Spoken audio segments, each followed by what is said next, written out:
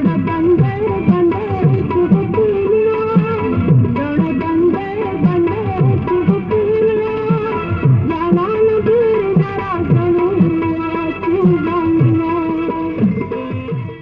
خو زما اسلم خان دی، خو زه په حاجي اسلم مشهور یم او کله مې ډاک بیسود د بدي چراټ روډ باندې ده. ریډیو ته رالم او ریډیو کې مې بیا د نورو پروګرامونو سره سره یو پروګرام شروع کړو تیرې روازونه. نو دې کې موږ دا کوشش وکړو چې دا پخوانی نغمې چې دا په ریډیو کې صرف موږ سره دغه زیات نه زیات 100 پورې به وي.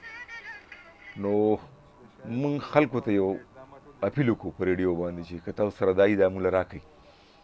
د پخوانو نغمو دا شمېره چې ده دا 4.5 ته ورسېده.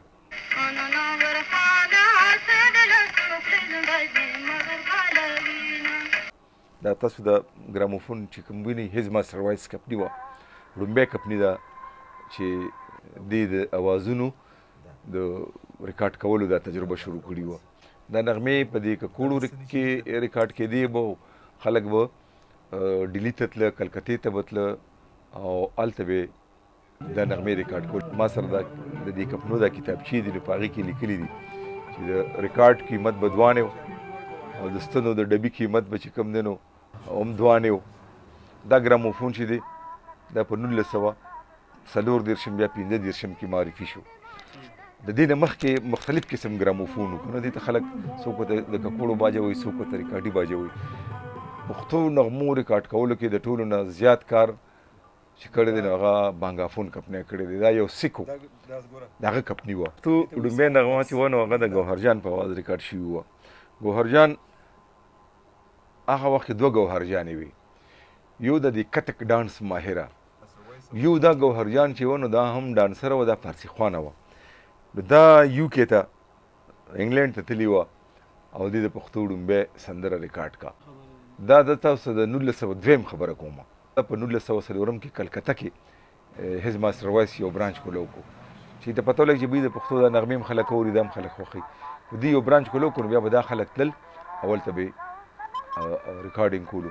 نو بیا په دې کې دا خبره ثابته شوې ده چې اکرم خان د دې اکرم جان خان د سوډیزو په نارینهو کې لومبۍ سندره د هغه په اواز ریکارډ شوې ده په هیز ماسټر وایس کمپنۍ کې. هغې کې صرف رباب دی او تبله ده، خو هغه هم د بیټرۍ د زمانې دي. بیا دغه سلسله روانه شوه چې راس سینیر فنکارانو کې صحبت استاد لاړو، دا د مرغوزو ریکارډ چې ختم شي د صحبت د مرغوز د دې ګلریز تبسم دو ترو دی لاړه، او بیا زرخان او بیا میر احمد استاد او بیا په زنانو کې چشتي چمن جان او میر النساء، صبر النساء، حبیب جان، بیا ورپسې چې دی نو عبدالله جان، سبزلي خان. دا دغه دور مشهور سندرغاړي چې دا د دې من نه لاړل او دغه خپل اوازونه په د تورو ککوړو کې چې کوم دی نو بند کړل. او دلبراج، دلبر خان نامه وه، دلبراج خطاب ورته میلاو شوی 1938 کې وفات شو. ډېر لوی موسیقار و، هغه به هارمونیم غږول او باجه به یې غږول او هغه به د سندرو له طرزونه هم تړل. خو هغه ځوان زلمی وفات شوی. حمزه بابا د هغه باره کې لیکي چې که دلبراج ژوندی وی او دا اسانۍ راغلی وي یا د پښتو فلم په باب کې هغه لیکلي دي، نو بیا به د پښتو موسیقي لا بل شان وه.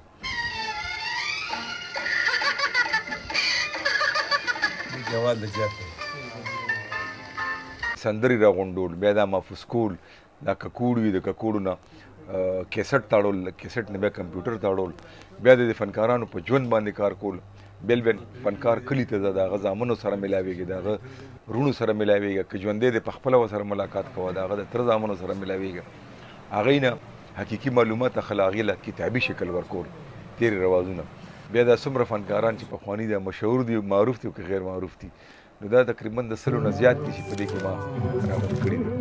داسې وه چې کله ما دا پروګرام شروع کړو نو بیا ما یو تجسس پیدا شو چې یاره زه دا معلومات وکړم چې دا فنکاران څوک. نو دغه شرما دا کوشش کړی دی چې زه د دې فنکارانو د خپلوانو سره ملو شوی یم، که څوک د ارزي و د فنکار د ارزي و نو ورغلی یم. بیا د دې د تصویرونه دا ډېر لوی کار و چې یاره د دې فنکار چې دا څنګه و، د دې شکلونه څنګه و. نو بیا ما ته که چا دا ویلي دي چې یاره دا تصویر دیر کې چا سره دی نو زه دیر ته تللی یم، او که چا وایي چې بنو کې دی نو بنو ته تللی یم.